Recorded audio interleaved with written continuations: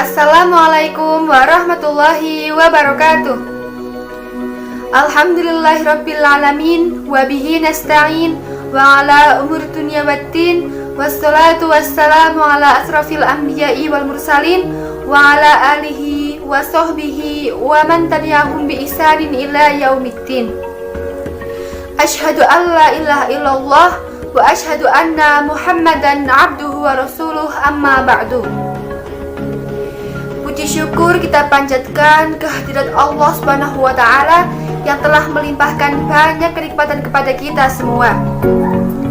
Salawat serta salam tetap tercurah kepada junjungan kita Nabi Agung Muhammad Sallallahu Alaihi Wasallam yang kita nanti-nantikan syafaatnya di yaumul qiyamah kelak. Pada kesempatan kali ini, saya Lili Nurlianti selaku perwakilan dari Nasihatul Aisyah Cabang Wanayasa akan berbagi sedikit ilmu mengenai dampak media sosial.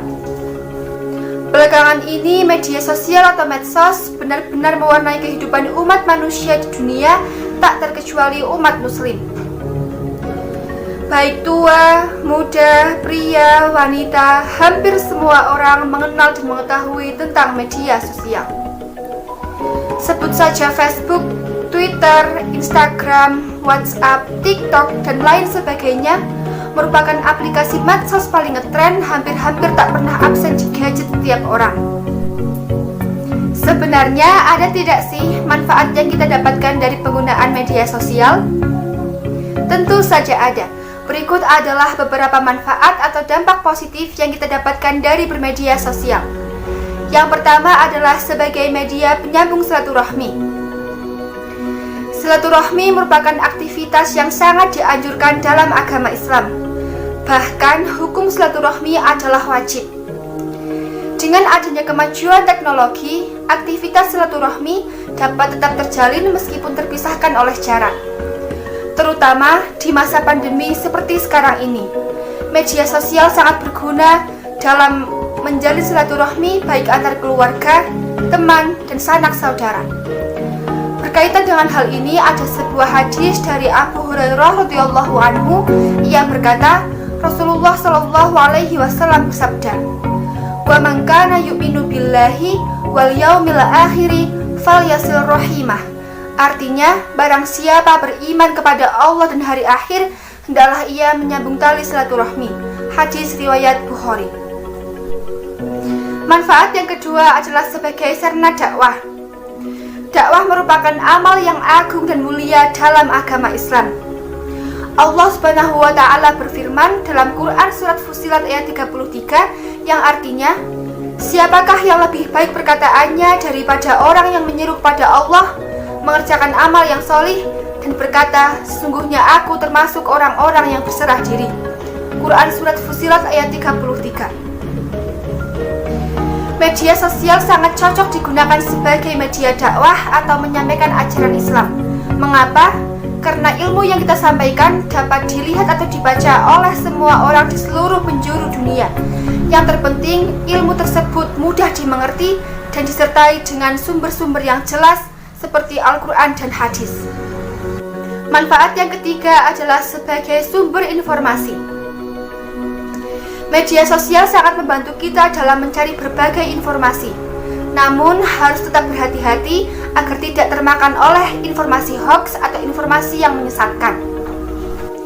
Nah, itu tadi adalah beberapa manfaat atau dampak positif yang kita dapatkan dari penggunaan media sosial.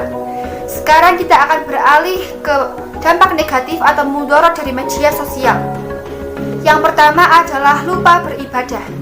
Nah, ini yang sering terjadi.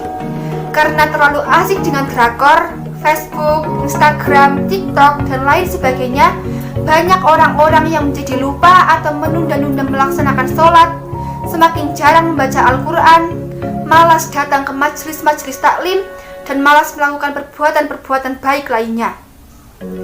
Untuk itu, kita harus dapat memanage waktu agar kita tidak termasuk orang yang melupakan ibadah hanya karena media sosial. Mudorot yang kedua adalah merusak moral.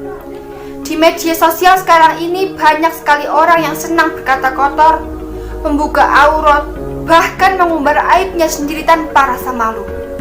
Untuk apa mereka melakukan semua hal itu?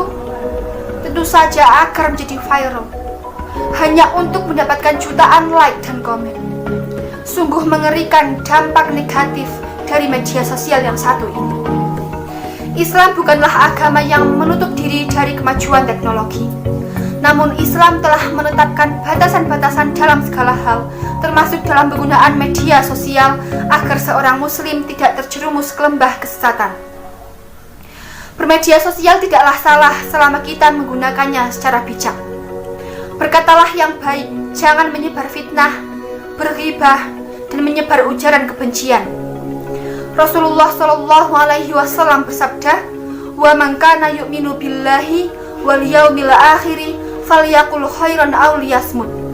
Artinya, barang siapa beriman kepada Allah dan hari akhir, hendaklah ia berkata baik atau diam.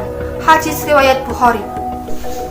Mungkin hanya itu yang dapat saya sampaikan. Semoga bermanfaat. Apabila ada salah-salah kata, saya mohon maaf yang sebesar-besarnya. Sekian dan terima kasih. Wassalamualaikum warahmatullahi wabarakatuh.